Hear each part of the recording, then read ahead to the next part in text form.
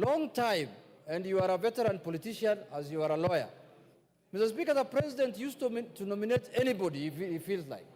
Whether you are academically qualified, whether you have the experience, doesn't matter.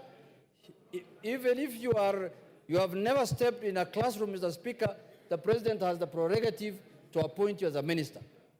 But at this point in time in this country, Mr. Speaker, you will be nominated and Parliament will look at your suitability and whether you have the capacity to perform, Mr. Speaker.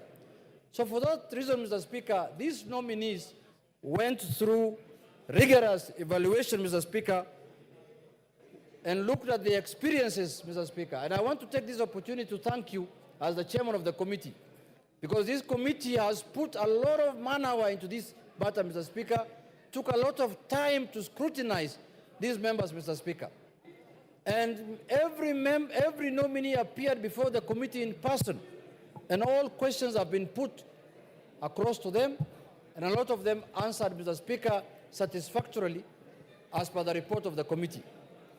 But, Mr. Speaker, the question that we need to ask ourselves is that why are we in this situation at this point in time, Mr. Speaker? Why are we vetting ministers again mid-term, Mr. Speaker, when the term of the election has not ended, Mr. Speaker? Mr. Speaker, we have found ourselves in this situation because of our own making, Mr. Speaker. And one of the things that has come out in the vetting process is that the issue that has brought us to this situation was captured very well in our vetting process, Mr. Speaker. And we captured that the issue of arrogance, opulence, and show-off, Mr. Speaker. And we put those questions to the nominees, and majority of them took their time to answer that question, Mr. Speaker, and told us that they are not people of show-off. Order, members. Order. Members on the majority side, try and minimize your levels and tones of conversation so Mr. Speaker, we can follow the proceedings. Mr. Speaker, members of the majority side, some of them are being disturbed by what has happened in the vetting committee, the rejection of one of the nominees, Mr. Speaker. Mr. Speaker, we must have a vetting committee. And what the committee has done must be taken very serious, Mr. Speaker. The committee spent many man-hours to check on the suitability of every candidate, Mr. Speaker. And the committee is not doing any victimization. The committee is not doing any victimization. The committee did their work in accordance with the Constitution and the laws of the country, Mr. Speaker, the Parliamentary Approval Act, Mr. Speaker. If a nominee is incompetent, the committee cannot say anything other than that he is incompetent or she is incompetent, Mr. Speaker. Mr. Speaker. Order. Member for Order. Take your seat, Junet. Member for Keyo South. I'll give you an opportunity to have your say. This is not a public rally. This is the National Assembly of Kenya. The right for everybody to say what they are saying corresponds with the right for everybody to listen to those who are saying. Just listen to your colleagues, you'll also be listened to in the same decorum.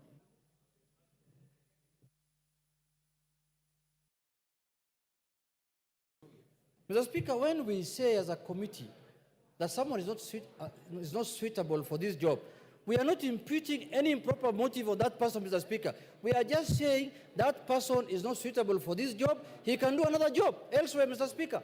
And, Mr. Speaker, we are not here in this National Assembly to defend and protect anyone. We are just here to say the truth as it is, Mr. Speaker. So, Mr. Speaker, I want to say that the committee found majority of the nominees to be suitable for the job they have been given.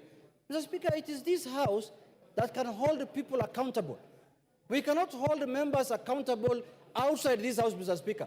It is our constitutional mandate to hold people accountable here, Mr. Speaker. What is the point of sending someone to a job and after a year and 2 years again, you have to recruit again afresh, Mr. Speaker, like what is happening now, Mr. Speaker? We must take our job very serious this time because the ministers that we vetted at the beginning of this term were assumed that they are going to finish their term up to the election, Mr. Speaker, but they couldn't do. Out of 22 cabinet ministers who are in office, almost over 10 of them are not in office as we speak today, Mr. Speaker. 10 of them are at home. Give him another 5 minutes.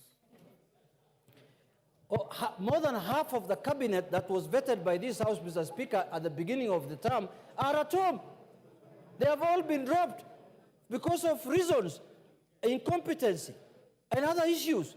So, Mr. Speaker, it is the prerogative of this House to decide who is going to be approved and who is not going to be approved. But we must take the report of the committee very serious, because the committee did public participation. They interviewed the nominees, they listened to them, they looked at their CVs, they looked at their compliance documents, they looked at their physical appearance, they looked at their mental, everything, Mr. Speaker. So, Mr. Speaker, I urge this House, let us not belittle the report of the committee. The committee report is as important as what we are going to decide here, Mr. Speaker. Mr. Speaker, the other issue I want to say is that we looked very much on the issue of integrity and accountability, Mr. Speaker. There were allegations that have been raised by certain members. There were issues that were raised against, for example, a nominee, Honorable Oparanya, Mr. Speaker. Issues of corruption, and we clarified, we said that the EACC has written, and the Director of Public Prosecution wrote to Parliament and said that there are no charges against that nominee, Mr. Speaker. And based on that, we made a decision.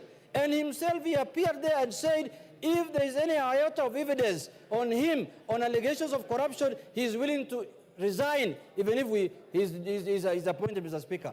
Issues of drugs were raised about Hassan Ali Joho. The Minister for Interior, by then George Saitoti, came here and brought a report against him. Later, a report was brought to Parliament a week later that cleared him, Mr. Speaker. We looked into all those issues, Mr. Speaker, and we cleared all those people.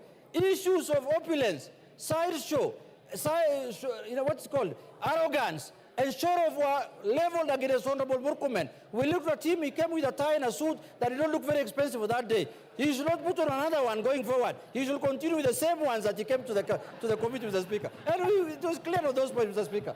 Mr. Speaker, we looked at the issues of commitment to public service, Mr. Speaker.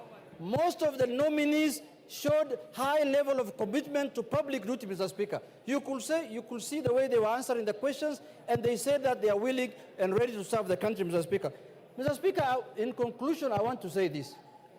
There is nothing that stops this House to impeach any CS who does not perform his functions again. That responsibility again is with us here, Mr. Speaker.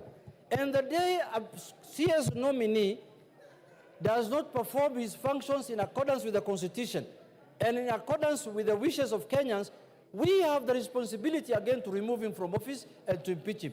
Lastly, Mr. Speaker, I want to urge the nominees that once you assume office, Mr. Speaker, kindly have in mind what Kenyans expect of you, Mr. Speaker. We interviewed the nominee for Interior, Mr. Speaker, and we told him there are many complaints about deaths in this country when people are demonstrating. He has to make sure, he has to put into consideration the sanctity of life, Mr. Speaker, that Kenyans must not die for exercising their freedoms and rights, Mr. Speaker. Demonstration is allowed in the country, but also the rights of other Kenyans must be respected when somebody is doing a demonstration, Mr. Speaker. So we have looked at everything and everything that is possible, and we have concluded that 19 nominees are suitable for office. Mr. Speaker, what I am proud of today, Mr. Speaker, are my colleagues whom I was with them in the same party who have joined now the executive, Mr. Speaker. It has proved to me that the Raila Odinga Academy School of Politics is the best school of politics in this country, Mr. Speaker. Look at the kind of nominees they have donated to the executive, Mr. Speaker. Hassan Ali Joho, Oparanya, Upio Wandai, and Mbadi, Mr. Speaker. Those are the best nominees this country can have, Mr. Speaker. The best experts this country can have, Mr. Speaker. When they appeared before the committee, Mr. Speaker, the committee was perplexed. They said, we didn't know ODM have this kind of expertise, Mr. Speaker. We thought ODM is just hecklers and people who throw stones, people who make noise in this town, Mr. Speaker. But now we have proved to Kenyans and to the public and to this House that the best expertise is found in ODM, Mr. Speaker. Those few remarks, Mr. Speaker, I second, Mr. Speaker. Order. Honorable members. Order. Take your seat.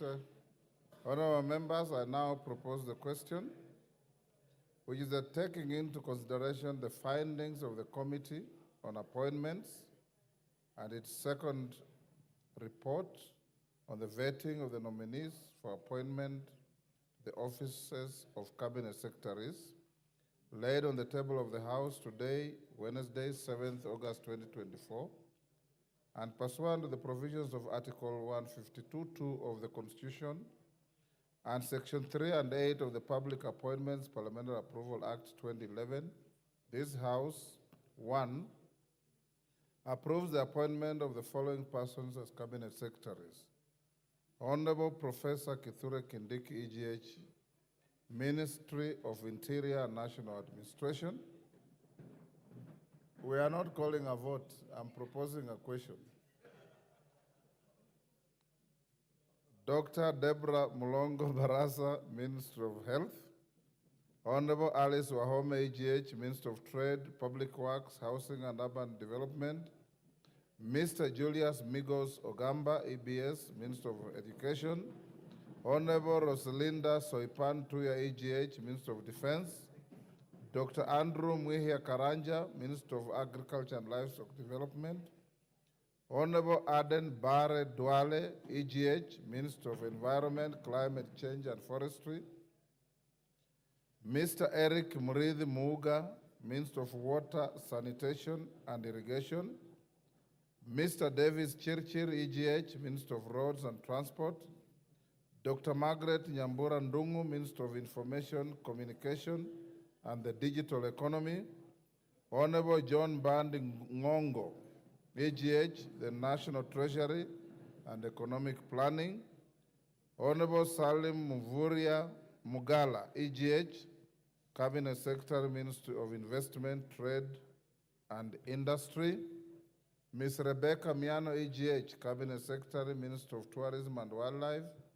Honorable James Opio Wandai, EGH, Cabinet Secretary, Minister of Energy and Petroleum. Honorable Onesimus Kipchumba Murkomen, EGH, Cabinet Secretary, Minister of Youth Affairs, Creative Economy and Sports. Honorable Ali Hassan Ali Joho, EGH, Cabinet Secretary, Minister of Mining, Blue Economy and Maritime Affairs. Honorable Dr. Alfred Nganga Mutua, EGH, Cabinet Secretary, Minister of Labor and Social Protection. Honorable Wycliffe Ambetsa Oparanya, EGH, Cabinet Secretary, Minister of Cooperatives and Micro, Small and Medium Enterprises, MSME Development. Honorable Justin Bedan Njoka Muturi, EGH, Cabinet Secretary, Minister of Public Service and Human Capital Development. And Roman 2 rejects the appointment of Ms. Stella Soy Langat as the Cabinet Secretary, Minister of Gender, Culture, the Arts and Heritage.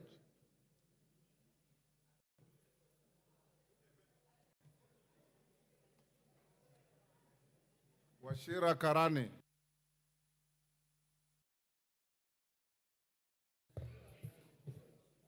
Thank you very much, Mr. Speaker. It's called to speak. You have all agreed to talk for 3 minutes. Correct. So